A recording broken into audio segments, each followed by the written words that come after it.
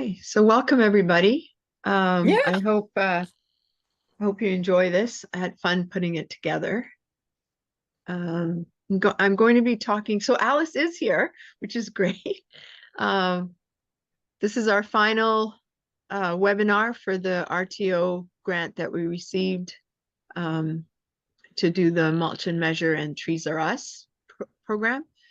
So we've had two others, which we will make available to everyone, as well as we have two more events coming up out in the field to do the measuring and mulching. So as we come together, just going to remove some of this stuff here. To talk about nature, we acknowledge that we meet on ancestral traditional territories inhabited by indigenous people from the beginning. The Ojibwe, the Anishinaabe, Chippewa, Haudenosaunee, Wendat, and in particular the Mississaugas of the New Credit. We're grateful and celebrate the leadership of the indigenous community for their stewardship of the land, the water, flora, and fauna for thousands of years. ACER is committed to working with Indigenous people and working towards truth and reconciliation. We keep a special focus on areas within the Carrying Place trails, especially in the Humber River area. We have a lot of plots and study areas, and also we conduct earth tending training for Indigenous potential outdoor workers. We also have partnerships with Indigenous groups, and we support them as they request. So we're going to give you an insight of what a forester does. And these are the kinds of things that we also teach in our field events with our mentees. When we take on students, we teach them how to monitor the forest and how to learn about forest ecology. Not everything can be learned, so that's why it's how to learn. And we teach them how to work in the field and navigate safely, as well as with using scientific reasoning to collect data. We're also then going to talk about how we maximize tree health in urban environments. So there'll be some practical tips here for people in your own neighborhoods and your backyards or any property that you may have, proper mulching methods and proper tree care. And then there's going to be a fun slideshow with current and interesting forest research, and we'll do our virtual forest bathing it's about 2.5 minutes. And then a question and answer. So tree identification. Why is that important? It's part of dendrology, which is the classification and identification of plants that focuses on woody species. It's the study of woody plants. When we talk about dendrology, dendro means trees, and logi comes from logio, which is the study or the science of.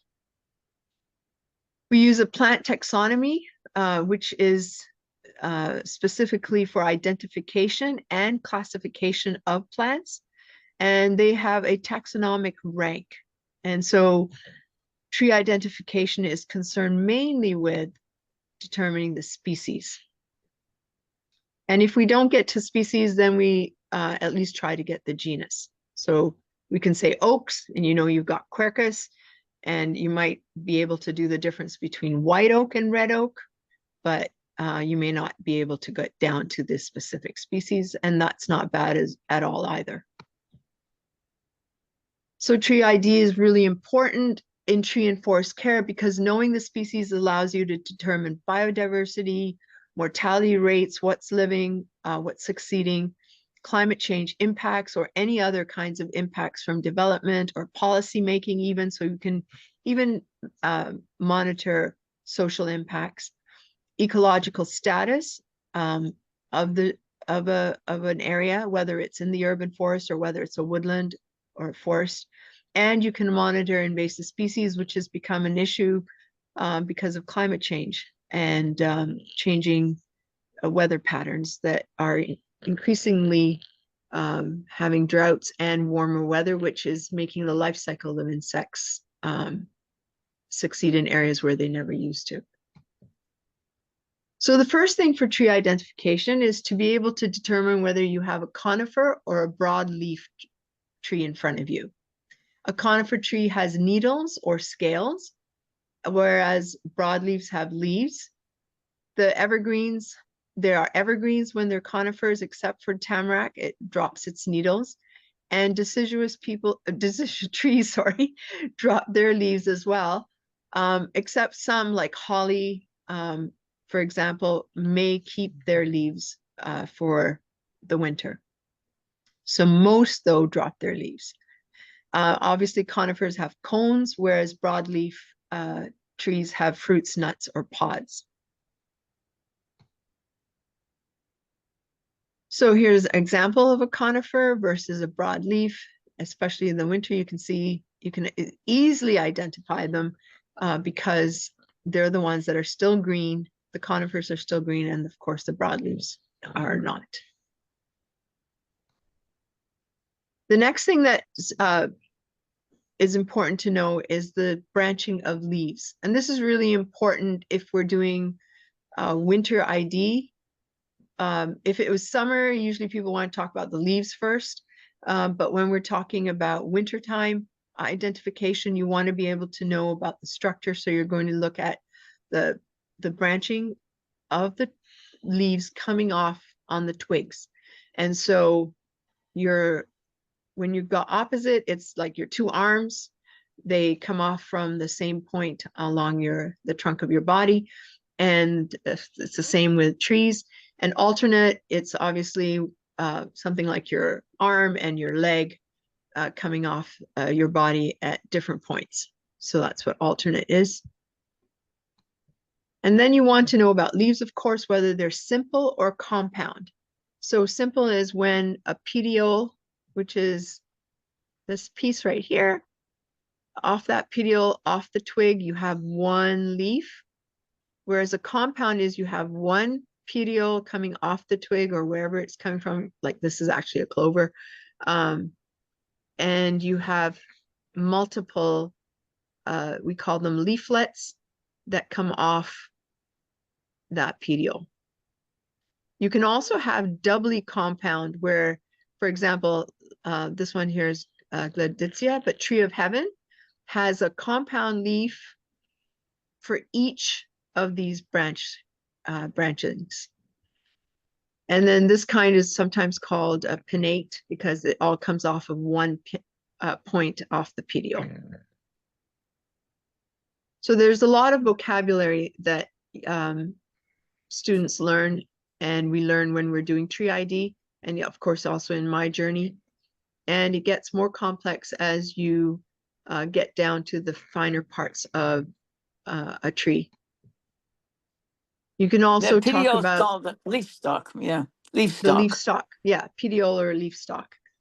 The lobed versus entire. Once you're looking at the leaves, and so this black maple, for example, has shallow lobes, and then we have a white. Oh, wait a minute. That's red maple, I believe. Yeah, it's got pointy tips. So this one has deeper lobes, and you can see that they're lobes, so that's an oak. And then you have Juneberry or shadbush or serviceberry. It's got three names, common names, and or a melanchier, and it has an entire leaf, and it doesn't have lobes. It does have indentations, but those are called teeth, so they're not considered lobes. And here are some more examples. This is a Freeman maple. It's a cross between silver maple and red maple. And it has lobes. And this one has really deep lobes compared to the black maple. And then this has fewer teeth and is almost entire with very shallow teeth. And this is a beech leaf. So when we're teaching people how to identify trees, we use tree ID keys that can look like this one for native evergreens. And it has a decision making between statements, and each statement has anywhere from 1 to 3 characteristics, usually sometimes a lot more when you get into really similar species. So you have a choice. You look at 1A, are leaves scale-like? So when we're talking, and if you look at that image, we'll kind of go through this a little bit. Are they scale-like? No, they're not. Are they, you're looking at 1B next. Leaves are needle-like or linear. Yes, they are. They're linear and needle-like. And then you go down to the next choice, which is 3A and then 3B. Clustered leaves present, needle-like. So do all these needles come out of one point? No. All leaves are singly placed and linear. Yes. So that's 3B. And then we go down and your choice, the next choice is 8A or 8B. So are the leaves flat or are the leaves four-sided? So to do this, we take the needles off and we get the students to roll it. And of course, if it's flat, you can't roll it. But if it's four-sided, you can roll it. And so I will, and you'll have to believe me, I know that this one rolls. It's four-sided. And then your next choice is 10A and 10B. Are the twigs hairless, closed cone? So then it talks about the cones. Are they densely or short, hairy, closed cone ovoid? And it's definitely not hairy. These are hairless. And so then you're ending up with white spruce. But this is a introduced species that they're looking at. And so when we look at it, we know that white spruce is green in color and not this light color. So if we had included any of the non-native plants here, then Colorado spruce or blue spruce would have been another choice. And then it would have talked about the needles and also how the cones are different from white spruce and blue spruce or Colorado spruce. So this is a Colorado spruce, but it gets you down to that you've got a spruce in hand. If you look at the genus, and then of course we could get to the species. And oh yeah, one more thing I wanted to point. So when you get to twigs are hairless, you are looking into maybe in the field using a, the young kids are really good at it. They can see the hair. I cannot see it anymore. I need my glasses or I need magnifying glass. Yeah. And if the branches are not low, then you have to go out in the field with binoculars. So binoculars, a magnifying glass are really important, and a sheet that you can put your specimens, like if you take off a branch or even if you've got the tree in the field, you put it behind the leaves or the needles, and that way it highlights features that you may not easily see when you're contrasting with the floor. The other kind of key we use is a binomial decision tree key. So it's a yes or no. And this is really good. This one is the one that ACER developed for winter tree identification. So it starts with bark. So the texture of the bark, and then whether it's smooth, ridged. There's another one up at the top, but we didn't, I couldn't fit it all, so I wanted to just get an idea here. And then you say, once you get past there, then you're looking at, does it have intersecting ridges? Yes or no? And then the shape and pattern. And these are also easy for students that are from grade 6 onwards, and maybe, you know, even grade 5s could do it, to be able to, because they know these words and they can work their way through the key, just going yes or no. You know, are there diamond patterns or are they flat top ridges? So this might be a little bit hard, lateral buds, but we use it as an opportunity to explain them, these terms. And then we also developed easy cards like this for students so that they can look at the overall tree shape and identify. And these are some examples for coniferous species. And you can see balsam fir is a nice triangle. There's a bit of an elliptical shape at the bottom of this one. And then of the eastern tamarack. And then we have eastern white pine, which is quite unique. And it stands out above the forest canopy. The other thing to keep in mind is, for example, here with the deciduous, is you're looking at both bark and the shape. We're also providing students with the scientific name and a main characteristic that they can I keep in their mind, so that they can use that one particular thing for the future. And these are really useful. And you can find also books that have matching guides to do this. And of course, we have the internet, where you can take a photo and ask the www to tell you what it matches the best, and then you can choose a few species that it gives you as results if it doesn't just give you one, and then you can try and match as many features as you can and then determine what the species is. And the important thing with the internet is to know that it will give you species that look like what you're looking at that are tropical or from somewhere else. So you want to kind of narrow down to your region, and also to look at the range of what results it's giving you. And we had that with some of our students, saying that we had curry trees planted on Sheridan campus. And so it was like, that was a great way to figure out, no, there's nobody planting curry trees. They were actually Japanese lilac. And another way to identify trees, which I have aspired to do and have not yet learned, is through the wood. And this is something that people who are involved in the timber industry are really good at doing. They are able to identify wood based on the grain. And when usually it's a lateral, so it's along the whole stem. It's not a circular cut along the branch. It's a vertical cut through the trunk. And I hope one day I'll be able to do that. And so then here are the names. So usually aspen, spruce, and pine, I can actually use my smelling, of course. That makes it a lot easier. And I think black cherry, but there's not one here, are the ones that I'm able to identify. So now we move on to tree care.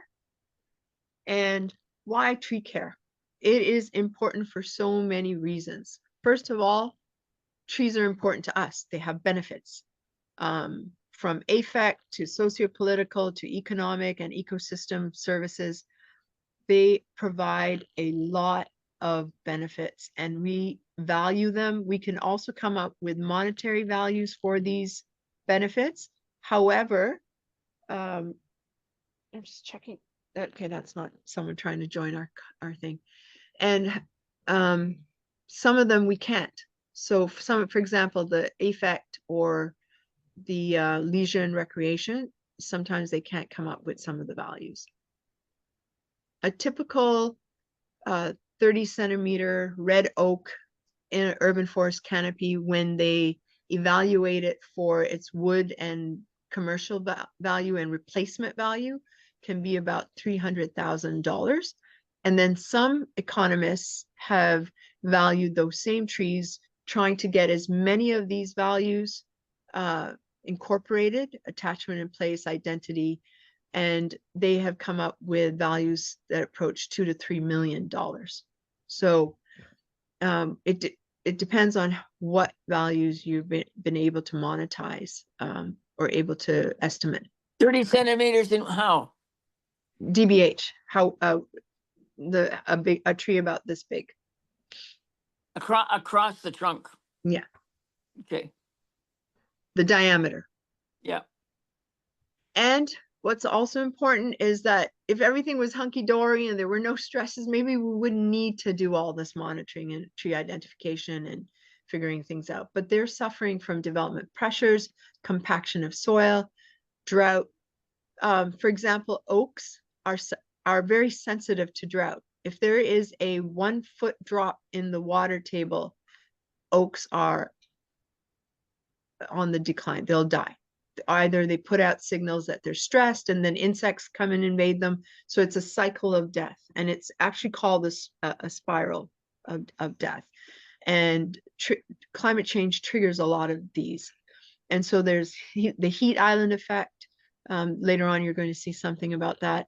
And there's also just an overall lack of monitoring and improper policy around trees that we need to overcome.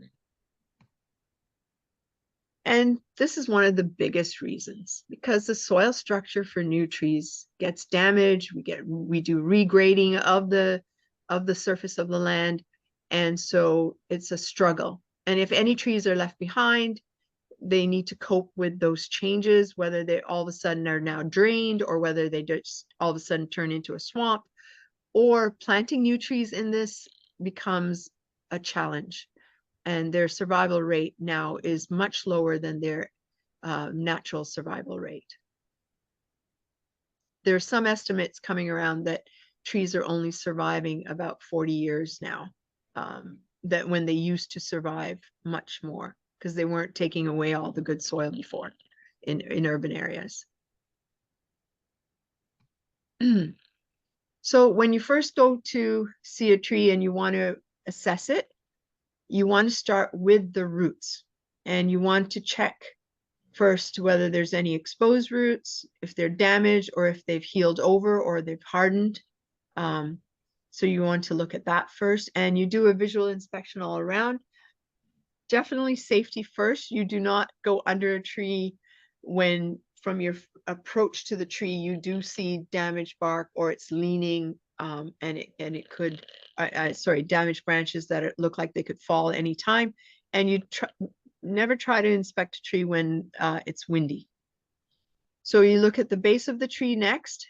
You look for, again, damage, whether it's natural damage through lightning strikes or damage through natural causes like fungus or browsing. Look for cavities and the loss of the buttress. So most trees will have a little taper, not like in the tropics, right, where you see the buttressing of trees. So they'll have a little taper. But if you start to see a tree that goes just straight down or curving in, maybe on one side it's okay and the other not, then you know there's a lot of root damage at that bottom. And that is a signal about what's happening to the roots. So they're dying. And usually if you look up on that same side, the branches will be dying back, or branches are starting to fall back, or bark is starting to fall off the tree branches.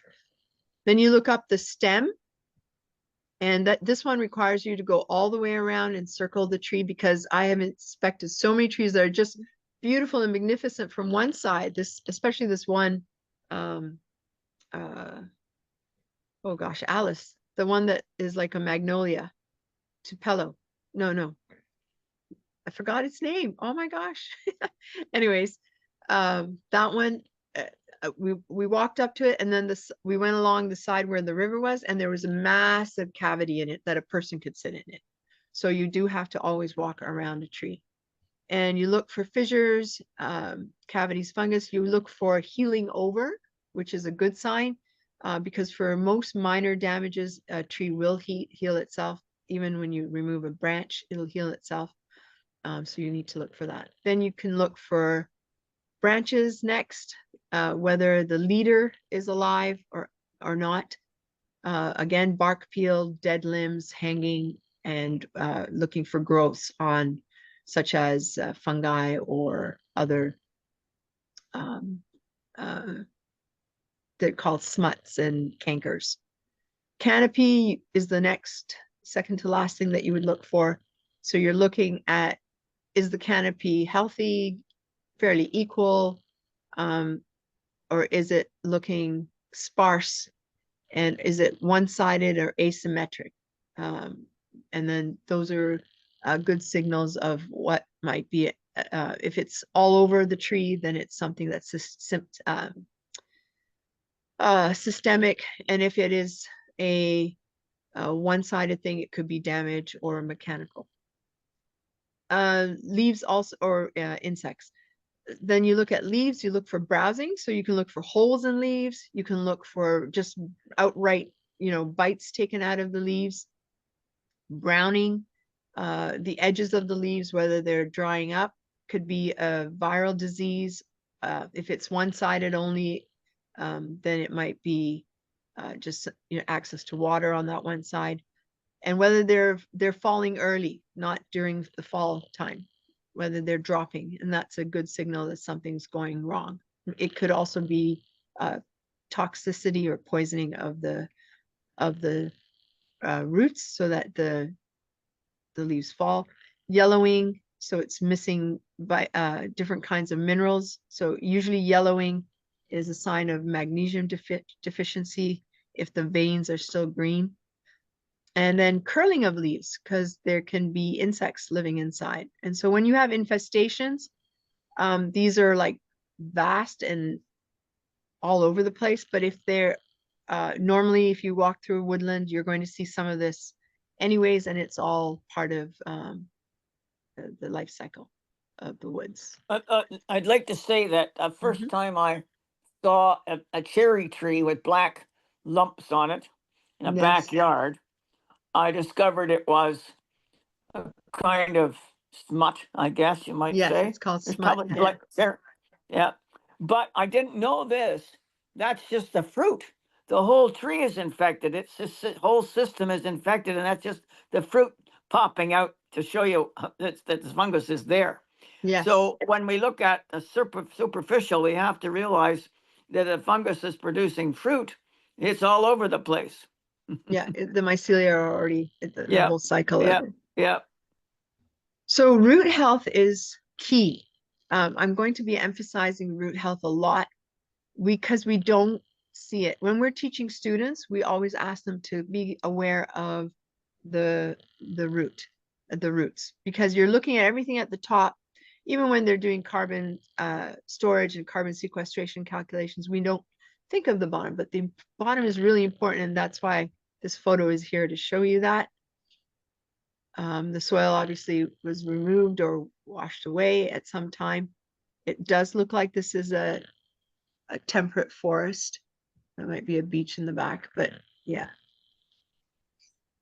So the tree growth cycle, I would draw much deeper roots here because I've been growing some trees, and even though it's popping up like that, there's a massive root at the bottom that's quite long.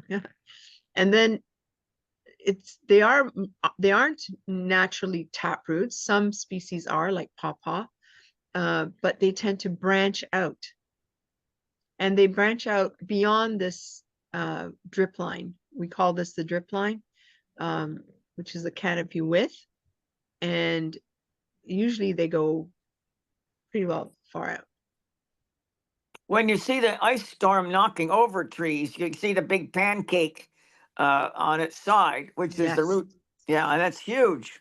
Yeah. So the importance of proper care throughout the growth cycle: water, nutrients, solar access, protecting a tree, pruning it, is all important to do these things, and are focused around root health.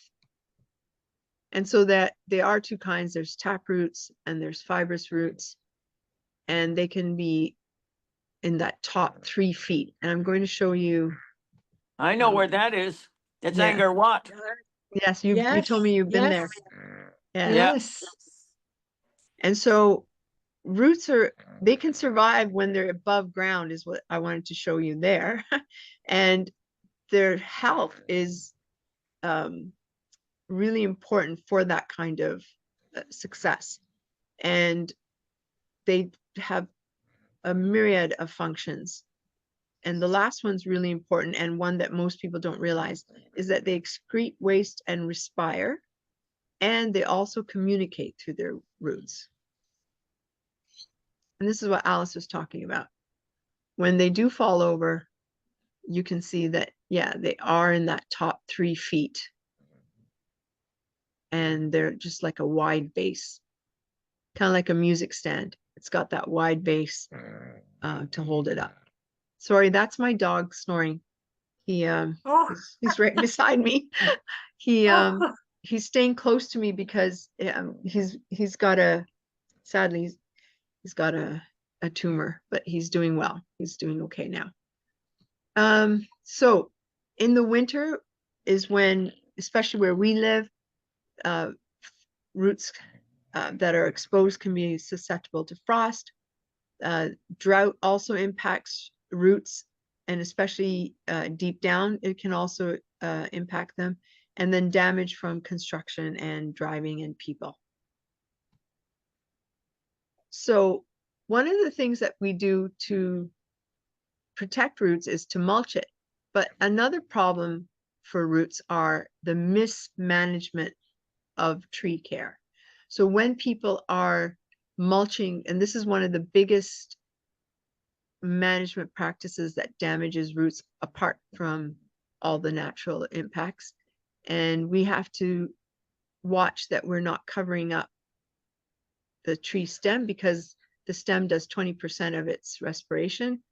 We need to make sure that there's access here. You can see that there's concrete all around, and this is smothering it anywhere that they had any soil, so there's no way there's going to be any water getting to the tree. And on top of it, they put a rain bag on it, a raincoat, so it can't get water. It'll just deflect. Some people put too little mulch so that the trees can get browsed when they're young. And then they do put mulch, but it's too close again to the tree. So identifying all this is really important. We have to understand that when you're mulching, you have to do it correctly, because the consequences of these are, this is because this tree was not properly mulched, that you can have immediate consequences where you decline there's a decline in tree health. You can have hazard trees and branches, or a dead tree that can fall onto property or people. So there's a loss of tree canopy overall, the impacts of reduced benefits of trees that I presented earlier. And it's a wasted resource that you keep on replacing those street trees, for example, which are anywhere from $750 to $1,000 for the immediate direct cost. And then that keeps on adding up when you think of the removal costs, as well as the disposal costs if the municipality isn't mulching it. And then finally, you're never building your tree canopy. So you're always at square one. So this is a clarification of the lenticels that are 20% of respiration. And note that there are also finer roots that are in a tree, and they call them, they're connected to mycorrhizae, which are fungi in this subsoil, as well as hyphae that are at the intersect of the fungi and the fine roots. And so these are the benefits of mulch. So we should mulch despite all those scary practices, and they can help provide nutrition. They prevent solar damage, especially important for climate change when the ozone layer is compromised. So the first thing to do when you are making sure that trees are healthy is to plant it right. And this is the right way to plant a tree. You dig a hole wider than the tree's roots, position the tree in the center. And we teach this to students in elementary schools all the way to university, wherever we do any plantings at the post high school level. And then we also teach the community when we have tree planting events. And then the mulch, this is how it's supposed to look, like a tire or a donut around the tree. Okay, and then the specifics of tree mulching, the numbers: 50 centimeters away, 5 to 15 centimeters high. It should be good mulch, and older trees, you can use it to cover their exposed roots. And for small trees, you need only 1 5-gallon bucket of mulch. You don't need a lot. And of course, avoid mulch mistakes, and you have a healthy tree. And another thing, do not trust the internet for how to mulch around trees. Trust the experts. These are a whole bunch of landscaping companies that are showing you how they mulch, and pretty well everyone, except for this lower corner here, where it has a sparse level of mulch, it's at maybe 1 or 2 chips high, is okay. The rest are all wrong. And this is when I did a search, and these were the first 10 that came up.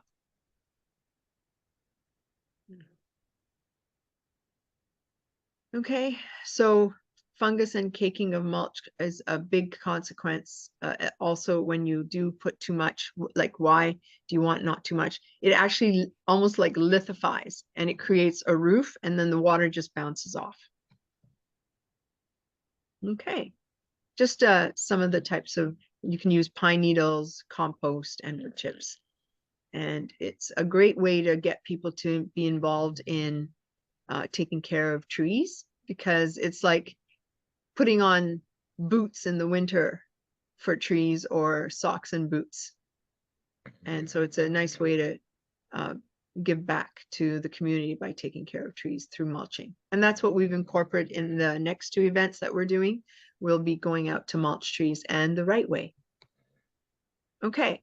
Another thing that's important for tree care is baseline monitoring. So once you've planted a tree, if it's a new tree, you want to collect information of when you planted it, so that you can then, just like when you take a baby to the hospital, you get its baseline data, and then from then on you can monitor how well they are growing through the years. So the same, we do the species. We want to know what species we have, the height, how tall it is, the diameter at root, either if it's a tall one at 1.3 meters, and then the root crown, which is at the bottom, canopy width, and the status of its health. Here are some of the tools that we use to measure trees. It's called diameter tape, and it's a calibrated tape.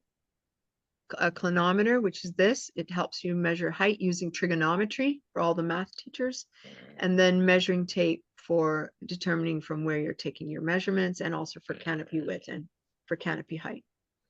Another thing that we've been introducing in our programs is the geographic information system, which uses GPS coordinates that we can get off our phone these days, and determine the location of the tree.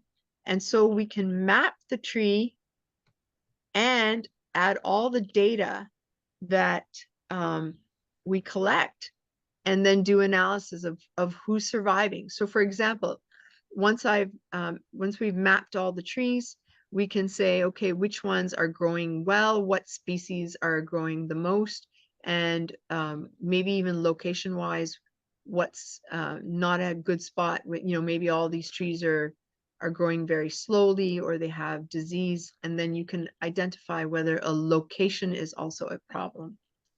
So it's a really good way. We're bringing this whole monitoring to this state-of-the-art level in our programs. Thank you. So I'm done with that first part of our presentation. If you've got questions, I can answer them.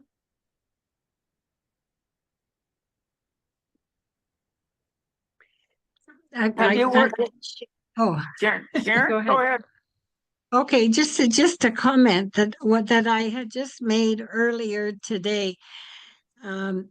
We have our cottage up north where we've just lost all the trees at the lake and at the roadside.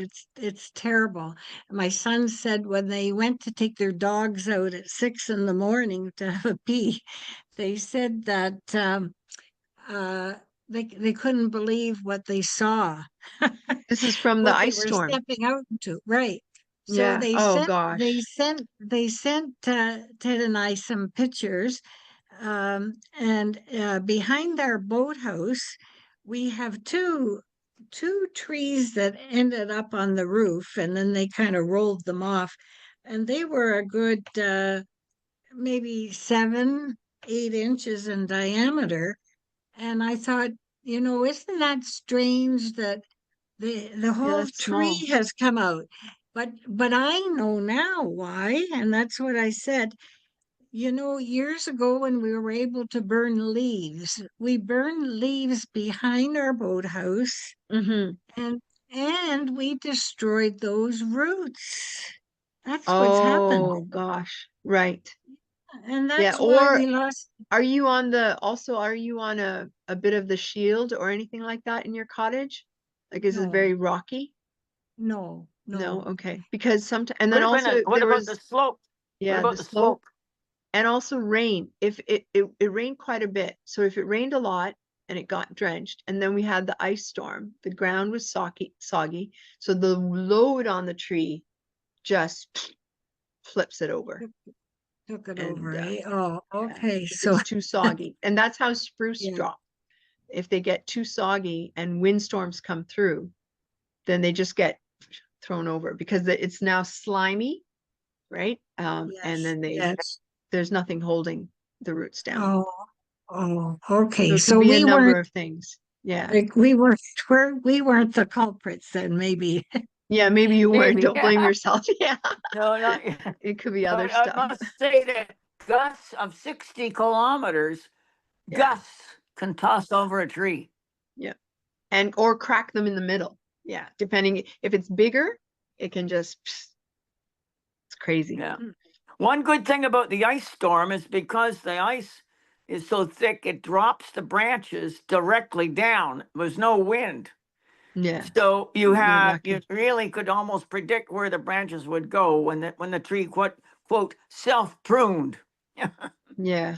And that's the luckiest Oh, thing of the ice storm is Yeah, if that's what happens, or that they get a chance to recover and it doesn't get too heavy to crack. yeah. Any other questions? And yeah, I don't see any in the chat. Let me just take a look. No. Okay, so this is just, I'm not going to talk through this one. So it's a visual journey through trees and current forest facts and some interesting forest facts that we may not have known from our regular teaching at school. So here we go.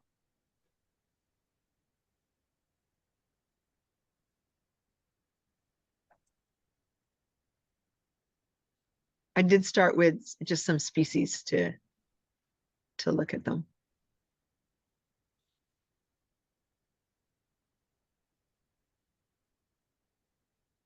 oh, look at that guy. I know it's a heritage tree. Mm. Both of them are heritage trees. One in Toronto and one in Etobicoke. Mm.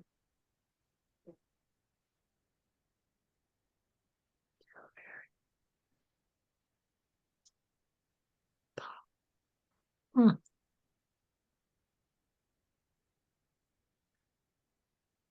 This is one of the most planted trees on the streets as well, hackberry.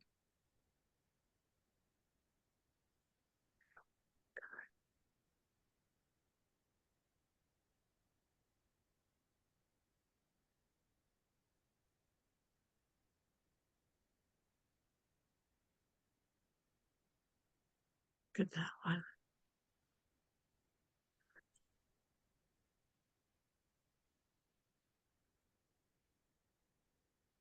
Mm.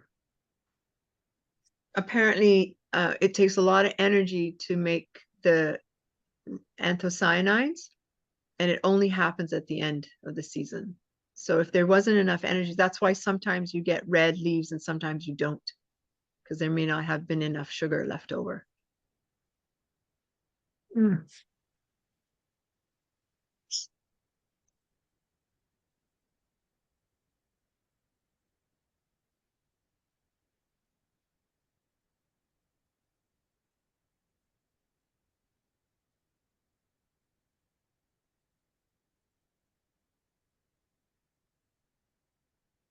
Do you see it? Yeah. There's a little tree frog. Okay. Oh, Yeah. yeah. This is in London Way, down London, Ontario. I think Sawyer Forest, something like that. I can't Oh remember yeah. right now. Yeah. It's where we took the students to work with the MNR for the beech leaf disease monitoring, Uh-huh. and they all got to see this. Mm. They just discovered this in 2022.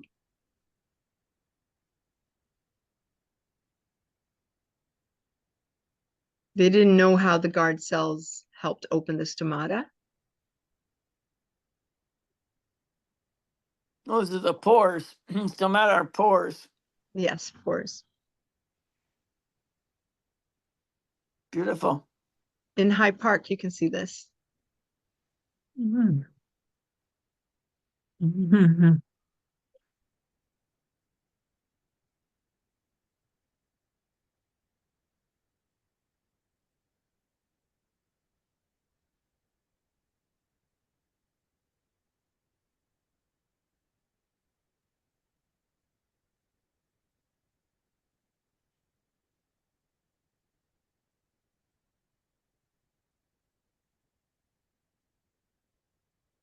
Mm, that's interesting.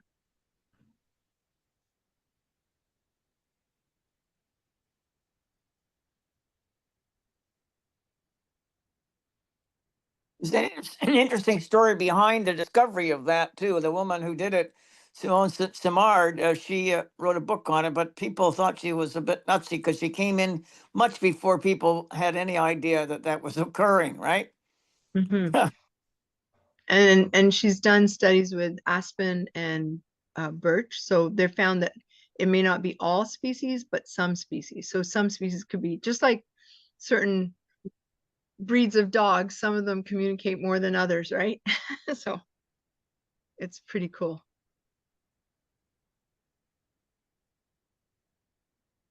And that's why it matters how far apart you plant the trees as well.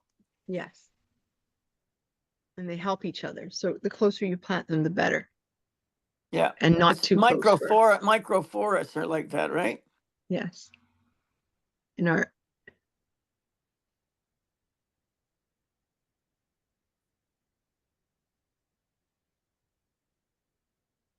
What does that mean? so Trees if, can yeah, so if a signal is coming, say a chemical or a phytochemical is coming through the roots or being communicated through nutrients being passed through the mycorrhizae, they can tell whether it's coming from their own species or a different species. And she did this with the aspen, that it could tell the difference and whether it was going to react to it, they would react differently. So if it was a warning, they'll act a certain way. If it's a warning phytochemical, right? It's saying that there's a disease coming through. Or if it was sugar or another chemical coming through. And plants like tomato plants and things like that do that too. Potatoes They do have as well. systems Yeah. of signal. They Yeah. signal what's disaster coming. Yeah. So they found that at one edge of the field there'll be an insect infestation, but they will send warning signals through the chemistry obviously changes through the roots, and by the time they get to the other side of the crop, the plants have developed a guard against it. They've developed either some hormones or enzymes that'll fight off or grow thicker roots or whatever they need to do. And so this happens with trees as well. And this is, We forget that trees evolved a lot longer than we did, so that they've been around to develop these systems, even though they're not mobile. that's a fabulous, yeah, point, Alice. Yeah. No, these are good. Let's see the nodes, like they're lymph nodes in humans. Yeah. And they're spelt the same way too, NODE. Yeah. Oh, what are these bright spots? Okay. It's just lights. This is a figurative. So when our roads, our cones and rods, when we see green, they are much more excited. And some researchers have said that we are happier when those rods and cones are lit up or, well, stimulated by green. Green, the range between green and blue wavelengths, but on the green side more. Yeah, that's why it was used in operating rooms, the green scrubs and green walls, and in prisons as well, to calm people down. Yeah. This is from our last talk. This species is Canada redbud. It's one of my favorites because it flowers with, you're going to see it flowering first with little pink flowers on the branches. And then later, those pink flowers turn into these pods. And of course, the shape of their leaves are heart-shaped.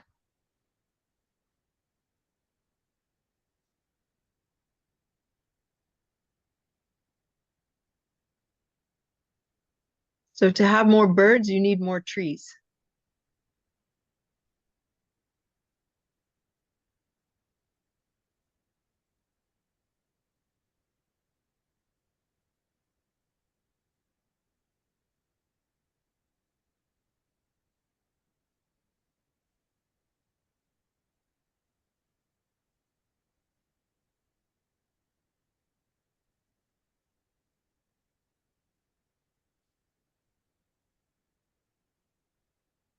Mhm. That's it.